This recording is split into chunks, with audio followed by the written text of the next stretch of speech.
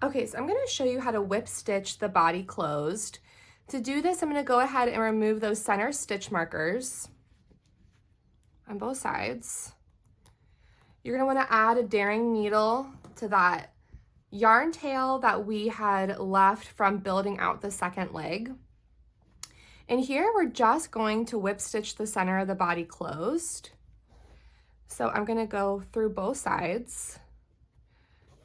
You're working in those outer loops, okay? And then I'm gonna loop back and do the other side here. Okay, and you just wanna do enough stitches so that the entire body is closed in the middle.